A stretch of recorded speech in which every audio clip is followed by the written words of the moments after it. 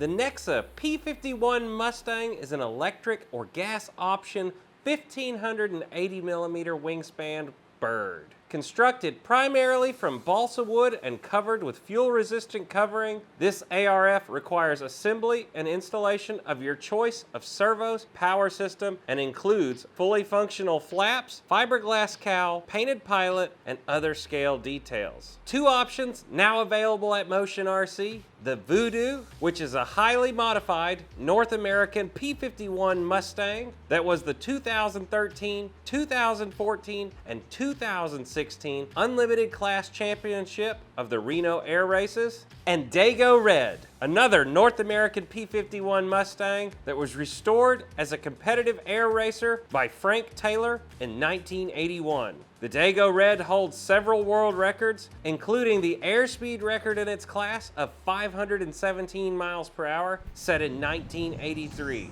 Pilots, these are the Reno race ready P-51 Mustangs from here at Motion RC.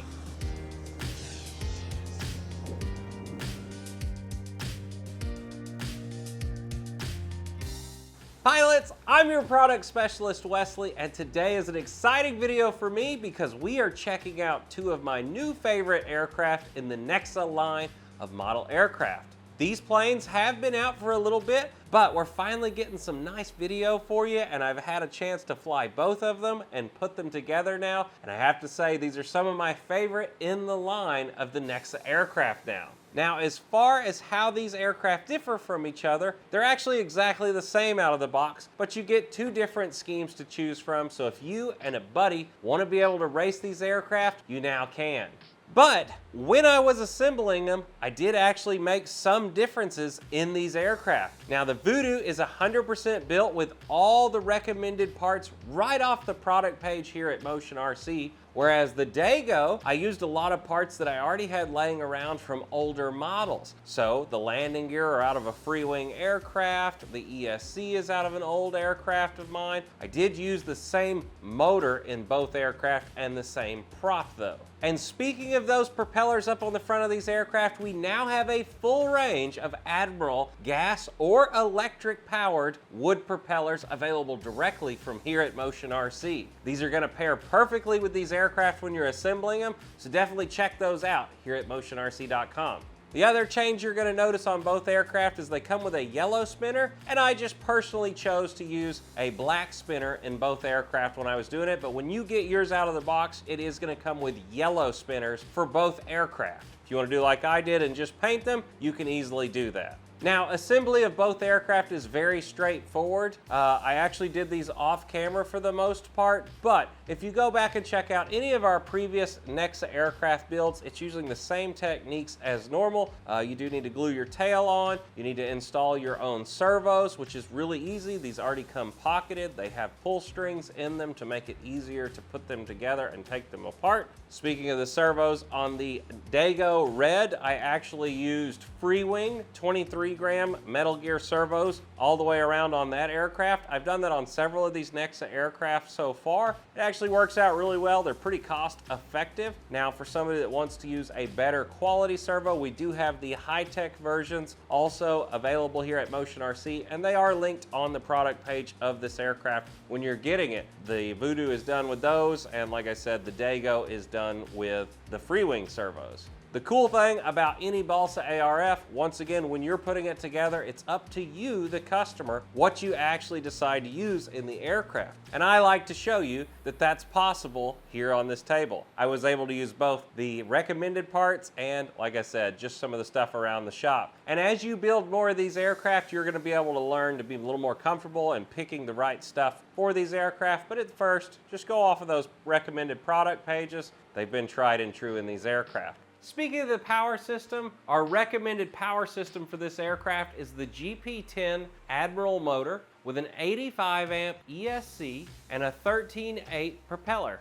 If you're using this exact same power system, your recommended battery is going to be a 4,000 to 5,000 milliamp 6S LiPo. Now, once again, like I said before, I did use a little bit different parts, so I'm going to show you on the Dago Red, I actually used the P38 struts off of our P-38. These are the upgrade replacement parts for them. And then I used the Freewing retract unit also, but I did have to cut my own retract pin for these to work. So this is a lot more modification if you choose to do this. This is one of those things I had these parts laying around and decided to make it work for this aircraft. Now on the Voodoo, I am using the actual retracts available here at Motion RC whenever you chose to buy this. The one thing I didn't do is it does come with the option of using the suspension struts. I actually just used the struts that came in the box with the aircraft and ended up just cutting the top part of the bar off, filing off a flat spot and mounting these inside the retracts. I used to fly wire sprung landing gear for years back in yonder days, and they worked great, so we ended up just deciding to use those on here again, and it worked really well for this aircraft. Now whenever you get any Nexa aircraft off of Motion RC, you are going to get patch material in the box. You're going to get a little swatch of each color that the aircraft is made out of, just in case you were to ever poke a hole in the wing like I accidentally did with the Dago Red. But making the patch itself is actually super easy. You just cut out a little piece of patch material to the size you need and then stick it right on top of it. There is no heat gun needed or anything like that. These are just adhesive back sticky pieces of paper that you put on there. And it really works out well. As you can see, all the photos and videos of this aircraft that are available here on Motion RC have had the patch on them. And you really can't see them in most of them unless I get right up on it like I am here, so you can actually see that patch. But that's one of the cool things about balsa aircraft is when you do have an accident, it's pretty easy to repair them and make it to where you really can't notice it too much. The other thing I could actually do at this point, and I have thought about it, is put a matte covering coat on here out of like some clear coat paint. I really like the look of a matte aircraft. The only thing that's kept me from doing it here is that these are Reno racing aircraft, so normally they're kind of shiny. So I haven't ever done a satin varnish on these. Who knows, maybe I'll try a gloss varnish for once on one. Now, speaking of the paint job, you do need to apply your own stickers in a few places. They come right here in the kit, but the nose art itself for Voodoo and Dago Red both need to be applied on their own, and so do all the sponsorship decals if you choose to use them. They do not come applied, so if you choose not to use them, no big deal. It's just up to the customer to apply those. Now, in the kit for both aircraft, you are going to get all the hardware to complete them, as far as the control horns, the linkages, the clevises, the hinges to actually put the control surfaces on. All of those components are included in the box. If you do not decide to do retractable landing gear, they both come with a fixed option right out of the box. Even if you just wanted to put the aircraft together and be able to fly it a few times with the fixed gear, you can do that. And then later on, take them out and add in your retracts. That's another option. The steerable tail wheel will come included in the box also. So really, all the components you need to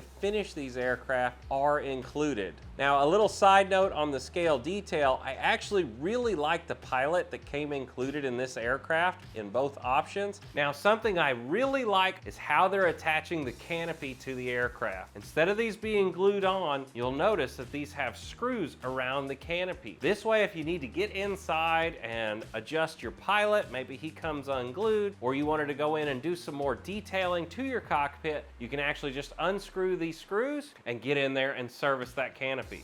Now, both options also have a detachable wing. Pretty simple, they just have nylon bolts on it. It's two of those, and then the wing joiner plate actually clips into the front section of the fuselage to take the wing on and off, so not hard at all. I will say, I like to put some type of a servo unplug point right there where the wing comes off, so if you do have to take the wing off to service the inside of this aircraft for any reason, it's really simple to just unplug those, pop the wing off, and bada bing, bada boom, you're back up and running. Another modification that I did on both aircraft, they come with a bar inside the battery bay that does prevent me from getting the battery far enough forward in the battery bay to hit CG. It is not really important for the structure of the aircraft, so on both of these versions that you've been seeing flying here on the channel, I did cut that bar out so that I could get the battery far enough forward in the aircraft to meet CG. Now, we need to talk CG on both aircraft. It's 132 millimeters from the leading edge back, which comes out right around this panel line on the top of the aircraft. Now you do need to go on and verify and measure this because the covering could be in a different spot on yours versus mine where that actually comes out, so you need to actually measure this. I would not go any further behind that. I actually find it a little bit more comfortable to be 10 millimeters in front of that CG mark, especially if you're not flying with a gyro like I am. The aircraft is a P-51 Mustang. Mustangs do not like to be tail heavy at all. I don't care what anybody tells you, do not make this aircraft tail heavy. It will not fly better there. P-51s are one of the few models where if you get them tail heavy, they are unflyable. So I'm just telling you, I would stick to the book CG on this one or even a little ahead of it. Don't go crazy. You don't need to take and put it 20 millimeters in front of her or anything. But like I said, 10 to 5 millimeters in front of that CG mark for your first flights, and then move your way back. If this plane starts to get tail heavy, the first thing it's going to do is start oscillating in flight. And it's going to be really hard to land it once that happens. That's why I say it's better to air a little nose heavy on this aircraft than get it tail heavy. Now, of course, as always, if you do like to fly with a more neutral CG range, a gyro will make your life better. But I know a lot of our balsa guys don't like the word gyro. I personally love them, but I like to show both ways for the aircraft so you can be successful with it. That's the whole goal here. Now, overall, both aircraft are absolutely stunning out of the box. I really do think these are some of my favorite aircraft Nexa have done lately. The color scheme is very striking in the air. They're super easy to see. They did cheat the wing profile a little bit on this from a regular Mustang to make them fly better. It's a little bit bigger than it should be, and that being said, it makes them fly fantastic. Both days that I flew them together, the wind was about 15 gusting to 25 miles an hour, no gyro, and I flew the aircraft and actually had a blast. If I would have had any kind of foam airplane out on that day, I would not have had fun and I'd have been wanting to go home. But because of the stiffness of the airframe and the weight of a wood aircraft, they really penetrate wind better. And on a beautiful day, which I have flown the Dago on, the aircraft actually flies beautifully right out of the box. Well guys, that's about all I can do on these things. I really hope you've enjoyed today's video. And if it's helped you decide to get one, let us know down in the comment section. I always love hearing from our customers here at motionrc.com. And as always, whether it's air, land, or sea, you can get it right here at motionrc.com. I'll see you in the next video, guys. Bye.